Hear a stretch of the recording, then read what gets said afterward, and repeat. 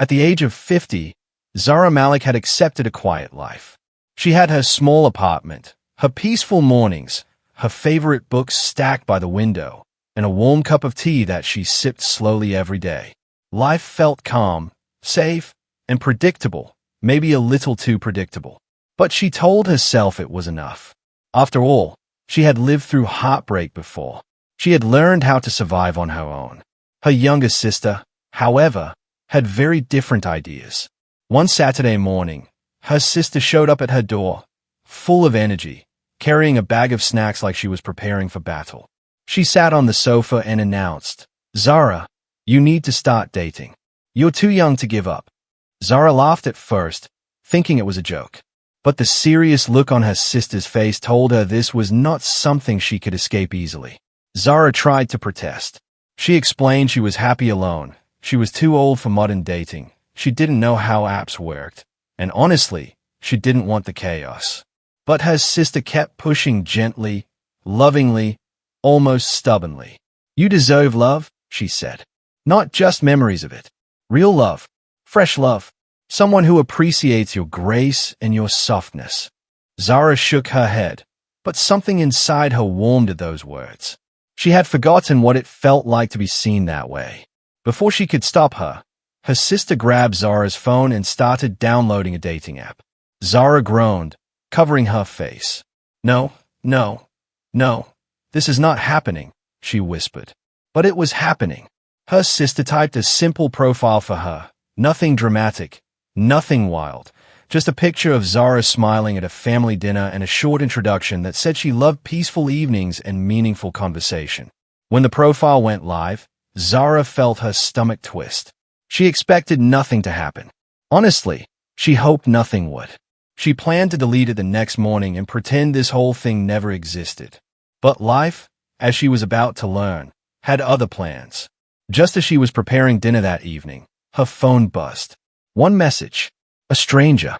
She almost ignored it, but curiosity forced her hand. She opened the app and saw a simple message from someone named Adrian Hale. It read, "Your smile looks like the kind that can calm storms." Zara froze. Then she laughed nervously, feeling her cheeks heat up in a way she hadn't felt in years. She wasn't used to compliments, especially not ones phrased so gently, so confidently, like the sender truly meant every word. She stayed at the message for several minutes, arguing with herself. She felt too old for this, too out of practice, too unsure. But something about his words tugged at her. Not dramatic, not cheesy, just unexpectedly warm. Finally, she typed back, "That's a very kind message. Thank you." She hit send and immediately regretted it. Why did she reply? She should have stayed silent. She was not ready for this world. But before she could overthink more, he replied again. "Kindness comes easily when the person is worth it." Zara blinked. Who talks like that? Who compliments a stranger with such sincerity? Over the next few days, their conversations flowed in a way she didn't expect. Adrian had a gentle charm, a calm humor, and a slightly flirty tone that made Zara smile without even noticing. He asked her about her favorite books, her dream places to visit, her morning routine. He didn't push. He didn't behave like most people she had heard about on these apps. Instead, he made her feel valued. One evening, after they exchanged a few light messages about how she liked her tea and how he preferred his coffee, Adrian sent a message that made her heart skip. "May I ask something?" She replied, "Sure. Would you meet me for coffee? I'd like to see the person behind these beautiful words." Zara stayed at the screen for so long that her tea went cold. She walked back and forth in her living room, debating with herself. She was nervous. She hadn't been on a date since. She didn't even want to think about how long. But something about Adrian felt safe. Gentle. Kind. After 10 full minutes of wrestling with her thoughts, she finally typed yes. A tiny yes, as if saying it softly made it less frightening. The next morning, she found herself standing in front of a cafe, smoothing her hair, wiping her palms on her dress, wondering if she should run away before he arrived. She felt silly, like a teenager again, excited and terrified all at once.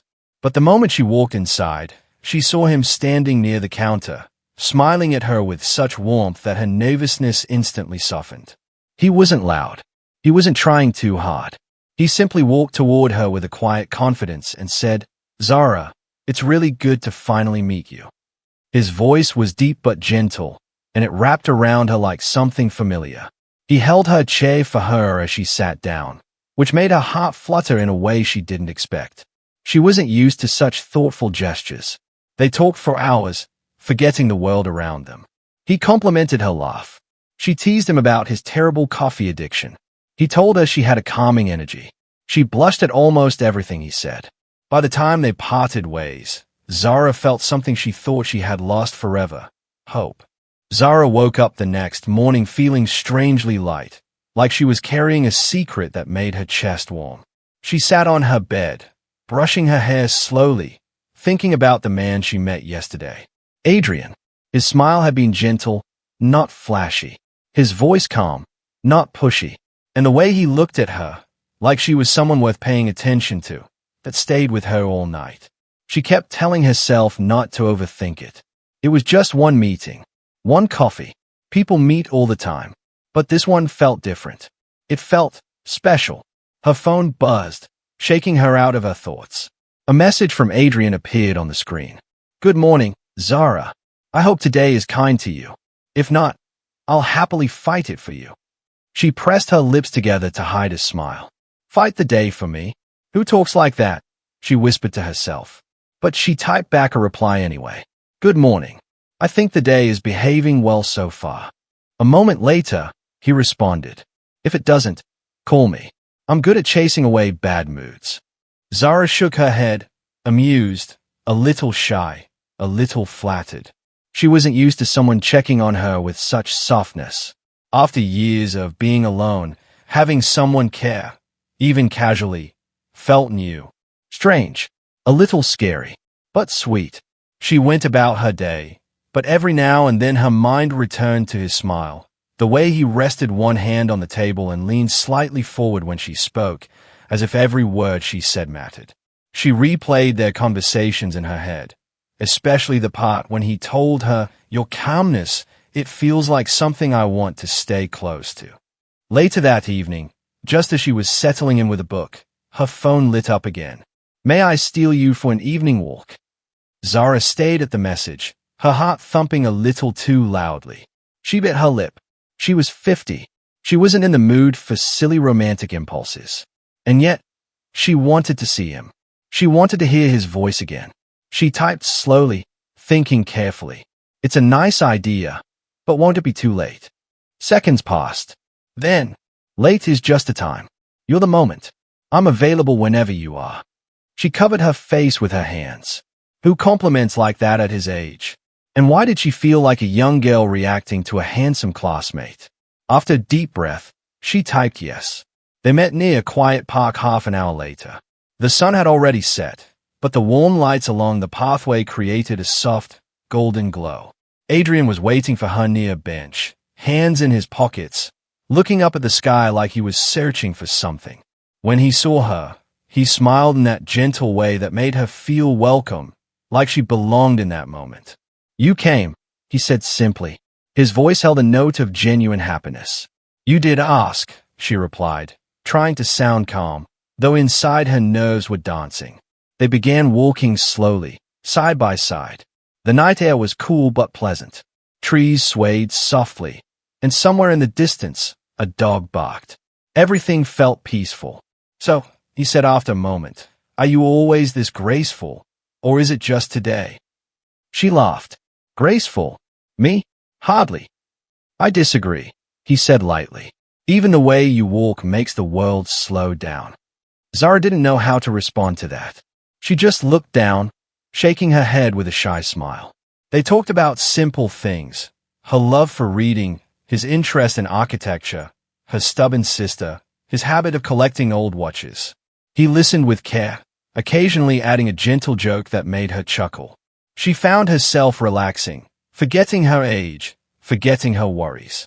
At one point, she tripped slightly on a stone. It wasn't a big stumble, just a small one. Adrian immediately reached out, catching her hand. "You okay?" he asked softly. His hand was warm, steady. Her heart did a strange little flip. "Yes, I'm fine," she whispered, not trusting her voice fully. He didn't let go right away. Instead, he looked at her like he was memorizing the moment. "For the record," he said, "if you ever want to fall again, fall toward me." Zara felt heat rise to her cheeks. No one had flirted with her like that in years, and he did it so effortlessly, never disrespectfully, always kindly. They continued walking, talking, sharing laughter. Every time their hands brushed accidentally, she felt a spark of something she hadn't felt in decades. Something hopeful. When they finally reached the end of the pathway, Adrian stopped and turned to her. "Zara," he said quietly, "I enjoy your company more than I expected. You make everything feel softer." She swallowed. "You're very kind." He smiled, tilting his head slightly. Kind is easy when the person makes you want to be gentle. She didn't know what to say, but she knew one thing. She wasn't ready to walk away from him yet. They stood there, under the warm park lights, not touching, not rushing, just existing in a moment that felt simple and magical at the same time. And without realizing it, Zara's heart opened a little more, just enough to let the possibility of something new slip in. Zara woke up the next day feeling something she hadn't felt in years, an excitement she could feel right behind her ribs, like a small bird fluttering. She sat at her dressing table, brushing her hair slowly, trying to make sense of the feeling. She was 50, not 15. She shouldn't be waking up thinking about a man's smile. Yet there she was, smiling to herself at the memory of Adrian saying, "Fall toward me." She shook her head gently, embarrassed at how warm she felt remembering it. "This is ridiculous," she whispered to her reflection. But she couldn't deny it. The walk, the way he listened, the way he spoke to her like she mattered, everything had left a mark. As she made breakfast, her phone buzzed. She looked down and froze. "Good morning, Zara. Tell me one thing. Did you smile when you woke up? If yes, I'm claiming full credit." Her breath hitched.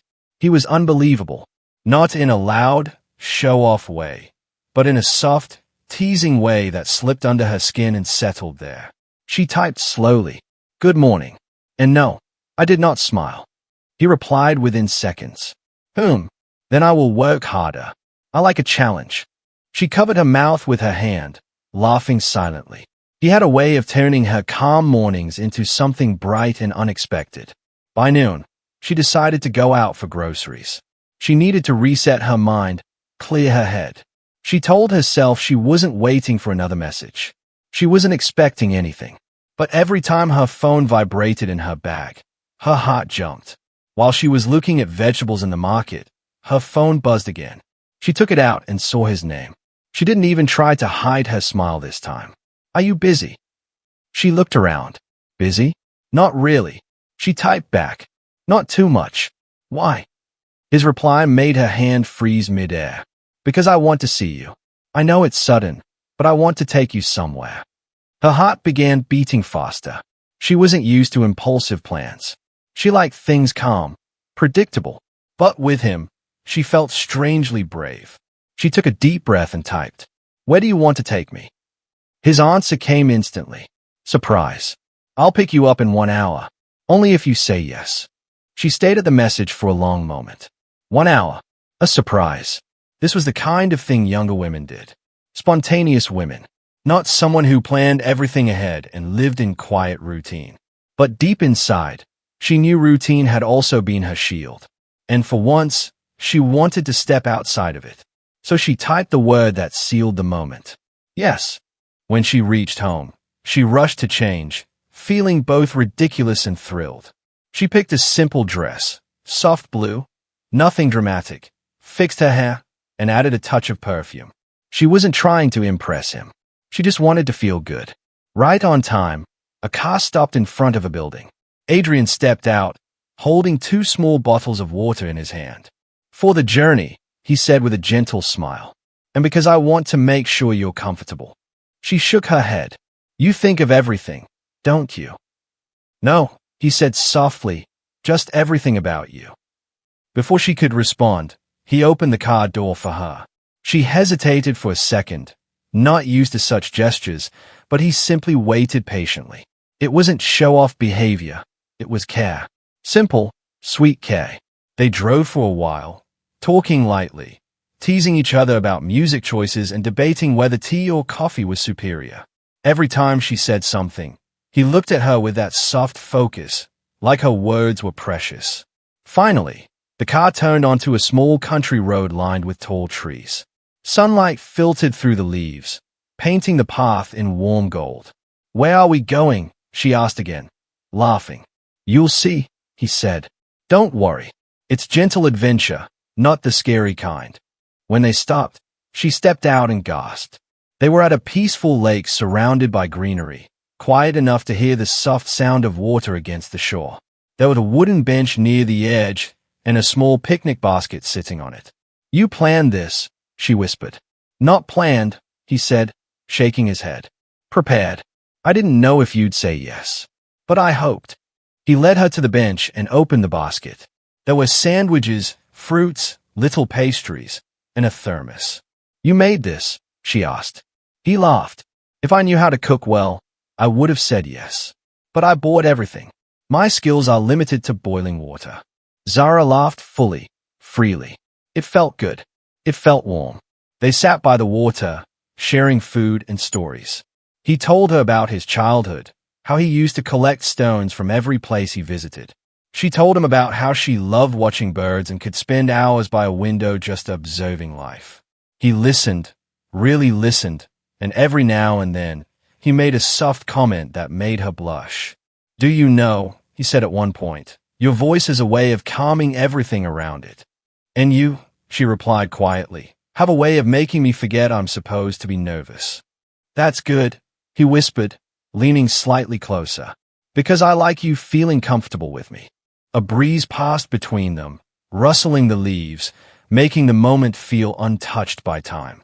She looked at him, and he looked back, with eyes full of something warm, something growing. Nothing dramatic happened that day. No kiss, no big confession. Just two people sitting by a lake, feeling something quietly blooming between them. But in that quiet moment, something shifted gently inside Zara. Hope didn't just return. It began to take shape. For the next few days, Zara found herself drifting through her routine in a soft haze. The lake, the picnic, the way Adrian watched her like she was the only thing in his view, it played in her mind again and again. She would be washing dishes and suddenly remember him offering her a pastry with that little smile. She would be folding clothes and catch herself smiling like someone with a secret. She knew she should be cautious. She had lived half a lifetime. She had seen how love could change and dissipate. But this didn't feel like the kind of story that came to hurt her. It felt warm, gentle, and strangely safe. One evening, she decided to take a short walk to clear her head. She wasn't expecting anything unusual, but as she stepped outside her apartment building, a familiar voice called out, "Zara." She turned, surprised. And there he was, Adrian, leaning against his car, hands in his pockets, as if he had been waiting for her. She blinked. "What are you doing here?" He shrugged softly. "I was passing by, but then I realized passing by without seeing you felt wrong." Her heart fluttered. "You could have called." "I could have," he said, walking toward her slowly, "but I wanted to see your face when you saw me." Zara felt warmth creeping up her neck. "You're impossible." "Only for you," he said, smiling slightly. She laughed under her breath, looking down. Why did he talk like that? So direct, so honest, so gently bold. And why did it affect her so deeply? Adrian looked at her for a moment, his expression softening. "You were heading out." "Yes," she said. "Just a small walk." He nodded. "Then may I join you?" She hesitated, but only for a moment. "Yes, that would be nice." They walked side by side through the evening streets. The sky was a deep blue, dotted with stars that slowly came to life. Their steps were slow, comfortable, their shoulders brushing every now and then in a way that sent tiny sparks through her. After a few minutes of silence, he spoke softly. "Can I tell you something without you running away?" She looked at him with curiosity. "That depends. How scary is it?" He chuckled. Not scary for me. Maybe scary for you. Zara raised her brows. Now I'm definitely listening. He inhaled deeply, as if choosing his words with care. When I first saw your picture, I didn't know why, but I felt pulled. Not just attracted. Pulled. Drawn in. Like something in you called something in me. Zara stopped walking. His words hung in the air between them, warm and full of meaning she wasn't sure she was ready for. Adrian, she whispered, you barely knew me then. I knew enough, he said, turning to face her fully. Your smile, your calmness, that softness in your eyes. It felt like something I wanted to protect even before I met you. She swallowed, overwhelmed. No one had spoken to her like this in years. Maybe ever. He continued, his voice gentle. These past days with you, they made something clear. He paused before saying it. I like you. A lot. She blinked rapidly, her heart thumping. Why? She finally asked, her voice small. He smiled at that. Soft, warm, a little sad. Because you're real. Because you're peaceful. Because I can breathe around you. Because you make simple things feel beautiful. The sincerity in his voice was almost too much. Zara looked away, unable to hold his gaze. I don't know what to say. You don't have to say anything, Adrian replied, stepping closer, but not too close. Just enough to show he cared. I didn't tell you this to pressure you. I told you because I want to be honest with you.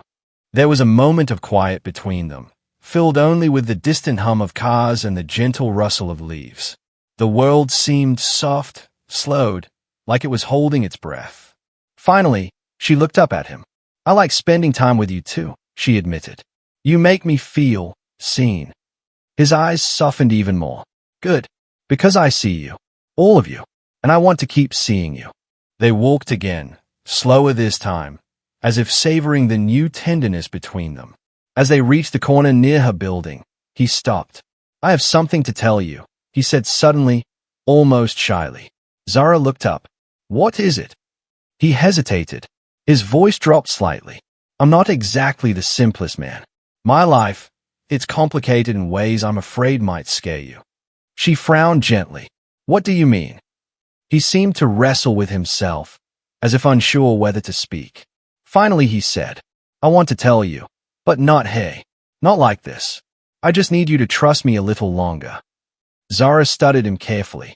There was no fear in his eyes, no game, no manipulation, just sincerity mixed with a touch of worry. A man who had something on his heart, but wasn't ready to unload it carelessly.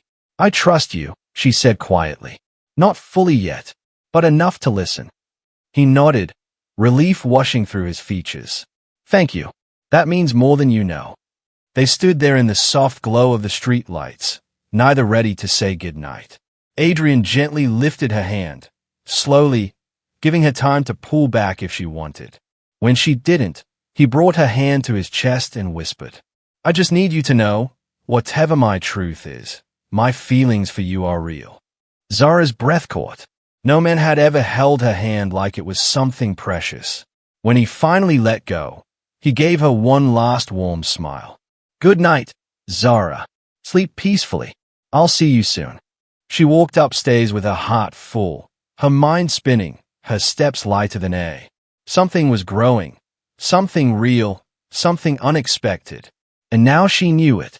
Whatever Adrian's secret was, it was tied to a heart that already cared for her deeply. Zara woke the next morning with a strange mixture of excitement and confusion.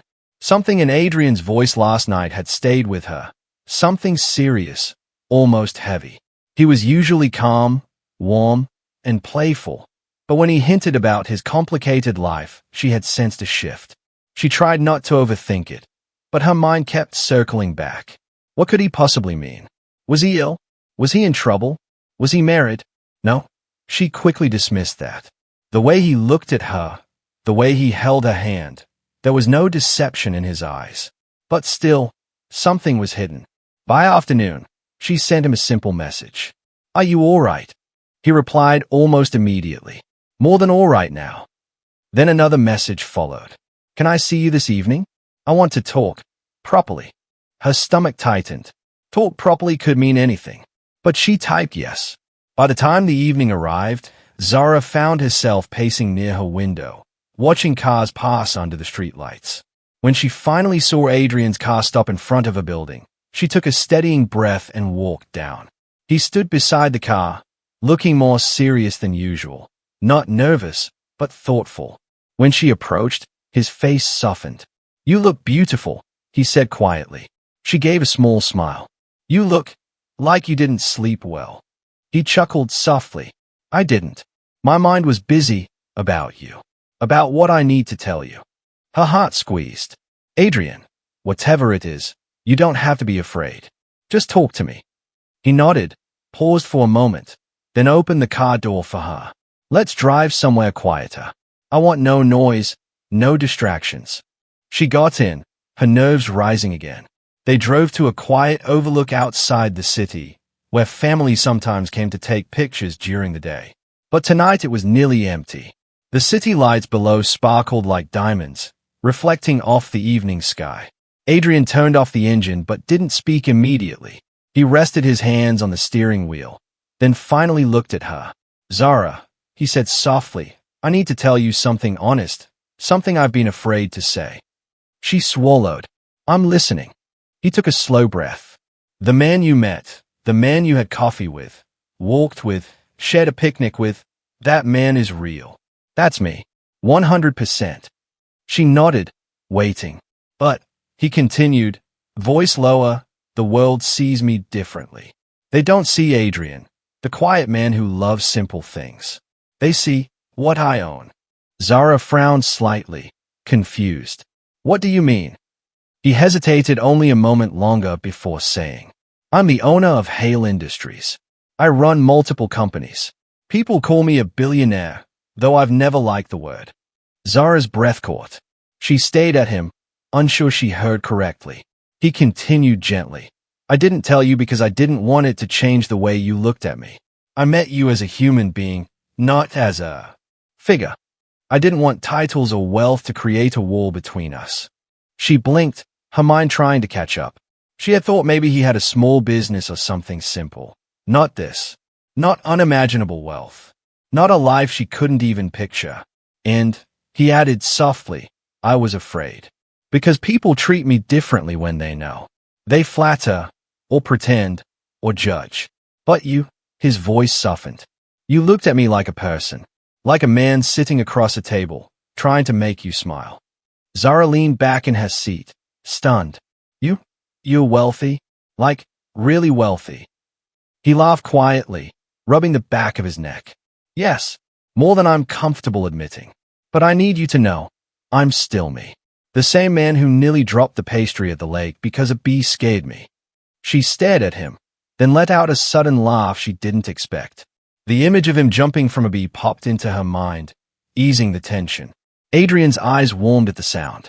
"I was terrified this would scare you away," he said. Zara shook her head slowly. "It's a lot to take in. But I'm not scared of you." He exhaled, relief washing over his face. "I was afraid you'd think I lied." "You didn't lie," she said gently. "You just didn't tell me yet."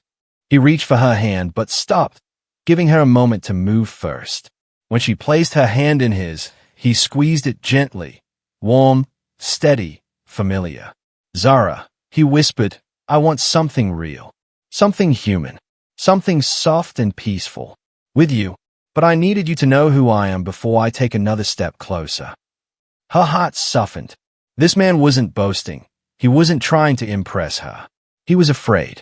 Afraid of losing something gentle before it even truly began. She let out a slow breath. "Adrian, I won't pretend it's not surprising. But I care more about how you make me feel than what you own." His eyes glowed, warm and relieved. "You have no idea how much that means." There was a moment of quiet between them. Soft, easy, heavy with meaning. Then Zara teased him lightly. "But next time, maybe just tell me before you drive me to a lake with a billionaire's picnic basket." He laughed, the sound full and warm. "Deal." In the glow of the quiet night, Adrian lifted her hand and pressed a gentle kiss to the back of it. Not rushed, not dramatic, just tender. "Thank you," he whispered. for staying. Zara felt her heart open a little more. This wasn't just romance anymore. It was something real, something deep, and something she wasn't ready to let go of. The days after Adrian revealed the truth felt different for Zara, soft in some moments, heavy in others. She couldn't deny that he was the same man she had laughed with, walked beside, and felt strangely safe around. But now there was a new weight in her chest, something she couldn't shake. Was she enough for someone like him? She tried to ignore the thought. She tried to focus on the simple things, her plants, her books, her quiet mornings. But the insecurity followed her, whispering questions she didn't want to hear. One evening, as she was making tea, she caught her reflection in the window. She saw a 50-year-old woman with gentle lines around her eyes, soft hair tied loosely, wearing a comfortable home dress. She wasn't glamorous. She wasn't young. She wasn't someone who belonged in expensive cars or luxurious places. And suddenly, her throat tightened. "What am I doing?" she whispered to herself. "What world am I stepping into?" Before she could calm down, her phone buzzed. A message from Adrian. "I made reservations for dinner. I'll pick you up at 7. Zara stayed at it, anxiety rising like a wave. She typed back with trembling fingers. "Maybe we should cancel tonight." He replied instantly. "Are you okay?" She hesitated, then typed, "Just tired." His message came within seconds. "Then I'll bring dinner to you. I don't need fancy places. I just want to see you." Tears gathered in Zara's eyes, not because she didn't want to see him, but because she suddenly felt she couldn't. She felt small, out of place, like she was setting herself up for heartbreak. She turned off her phone, unable to respond. Hours passed before she finally heard a knock on her door. She froze. Another knock. Gentle, patient. She knew who it was before she even opened it. Adrian stood there holding a bag of food and a soft, worried expression on his face. "Zara," he said quietly, "you disappeared. I got worried." She looked down at her hands, unable to meet his eyes. "I'm sorry. I just needed space." He stepped inside slowly, closing the door behind him. "Talk to me, please." She finally looked at him, this man with a gentle face, warm eyes, and a heart that had only shown her kindness. And the fear inside her broke open. "I don't belong in your world," she blurted out. Adrian's eyebrows pulled together softly. "What do you mean?" "You're wealthy," she said, voice shaking. "You live in a world full of confident women, elegant women, younger women, women who know how to handle that kind of life. And then there's me." She laughed weakly, a 50-year-old woman who gets nervous ordering food online. Adrian set the food aside slowly, his full attention on her. "You think I want someone else instead of you?" he asked gently. "No," she whispered. "I think you deserve someone better." Silence filled the room. It wasn't cold, just thick, emotional. Adrian took a step closer. "Zara, do you know what I see when I look at you?" She shook her head. "I see peace," he said softly. "I see a woman who doesn't fake anything. I see someone who listens, who laughs softly, who doesn't try to impress me but somehow does. I see gentleness. I see honesty. I see someone who feels like home." Her breath caught. "And you think money changes that?" he continued. "It doesn't. Not for me." Zara looked away, tears slipping down her cheeks. "You say this now. But what about later? Your world is loud, shiny, complicated. I'm simple." He shook his head slowly. "Simple is beautiful. Do you know how many years I've wished for a simple conversation? A simple smile? A simple moment that wasn't about business, or status, or advantage." He reached for her hand, but paused, letting her decide. When she didn't pull away, he held her gently. "You are not less, Zara," he said softly. "You are exactly the kind of person I prayed I'd meet someday."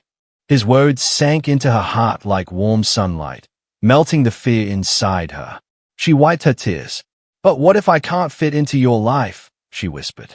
"You don't have to fit into my life," Adrian said. "I want to build something new, with you. Something quiet. Something real." Zara breathed shakily, her heart full but still frightened. "I'm scared." A little scared is okay, he said, smiling gently. I'm scared too. She looked up, surprised. You? Why? He chuckled softly. Because I'm falling for you. And that is terrifying. Her eyes softened. Something inside her loosened.